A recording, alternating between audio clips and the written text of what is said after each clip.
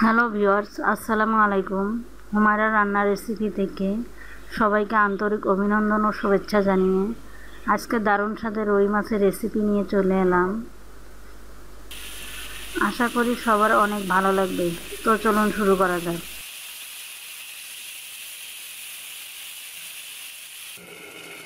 আমি একটা কড়াই নিয়েছি। কড়াইটা চুলায় দিয়ে গরম করে পরিমাণ মতো তেল দিয়ে দিচ্ছি। আমি এখানে সরিষার তেল ব্যবহার করেছি, আপনারা চাইলে যে কোনো তেল ব্যবহার করতে পারেন। তেলগুলো গরম হয়ে গেলে এখন দিয়ে দিচ্ছি আগে থেকেই মেখে রাখা রুই মাছের টুকরোগুলো। এবার দুই পাশ খুব ভালোভাবে ভেজে নিতে হবে।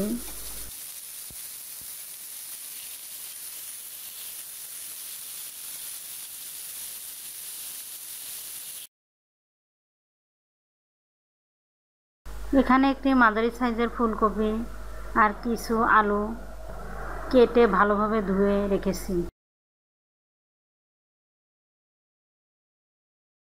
এবার একটা কড়াই চুলায় দিয়ে একটু গরম হয়ে এলে পরিমাণ মতো তেল দিয়ে তেলটা গরম করে নিচ্ছি।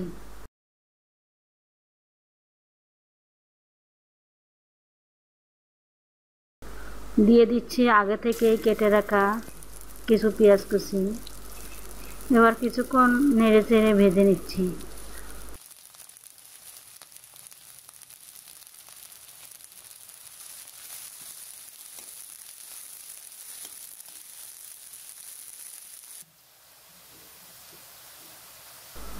আর এ পর্যায়ে দিয়ে দিচ্ছি জিরে বাটা 1 চামচ আর আদা বাটা রসুন বাটা 1 চামচ।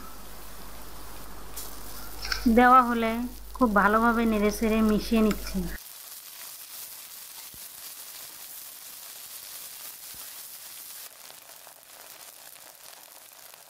মিশানো হয়ে গেলে এ পর্যায়ে দিয়ে দিচ্ছি 1 চামচ লাল মরিচের গুঁড়া আর দিয়ে দিলাম 1 চামচ হলুদের গুঁড়া। খুব ভালোভাবে ভেজে নেওয়া পেঁয়াজের সাথে মিশিয়ে নিতে হবে।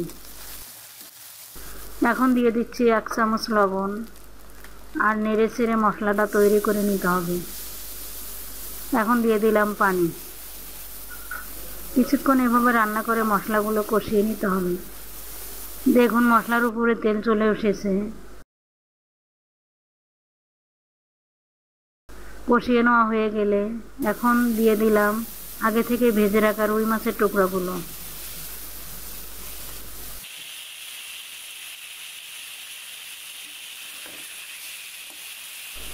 আর নেড়ে চেড়ে ঢেকে দিচ্ছি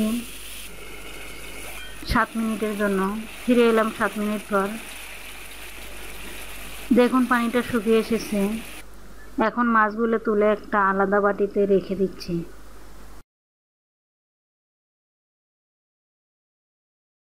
আর এই কড়াইতে আবার কেটে রাখা ফুলকপিগুলো দিয়ে দিচ্ছি, সাথে কয়েকটা আলু কেটে দিলাম।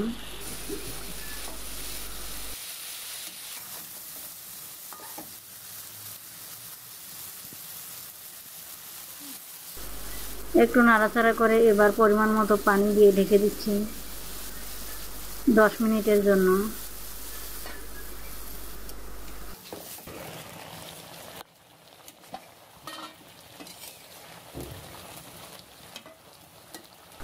দেখুন অনেকটাই সিদ্ধ হয়ে এসেছে। আবার একটু পানি দিয়ে ঢেকে দিলাম 5 মিনিটের জন্য।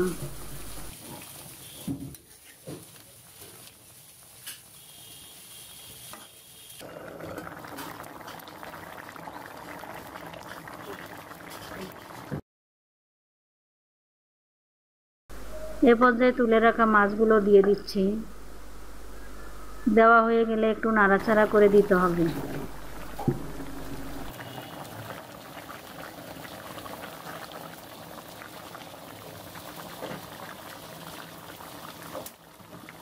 আর কয়েকটা টমেটো আমি আগেই গোল গোল করে কেটে রেখেছিলাম, এগুলো উপরে দিয়ে দিচ্ছি আর ঢেকে দিচ্ছি আবারও 2 মিনিটের জন্য। এবার কয়েকটা কাঁচামরিচ দিয়ে এর উপর ধনিয়া পাতা ছড়িয়ে দিলাম এক্সট্রা ফ্লেভারের জন্য, ফলে খাবারের স্বাদটা অনেকটাই বেড়ে যাবে। এভাবেই তৈরি করে নিলাম আলু ফুলকপি দিয়ে রুই মাছের দারুণ স্বাদের লোভনীয় রেসিপি। আর যদি ভালো লাগে একটি লাইক দিয়ে শেয়ার করবেন, কমেন্টস করবেন, সাবস্ক্রাইব করলে বেল বাটন অন করে দিতে ভুলবেন না। ধন্যবাদ, ভালো থাকবেন।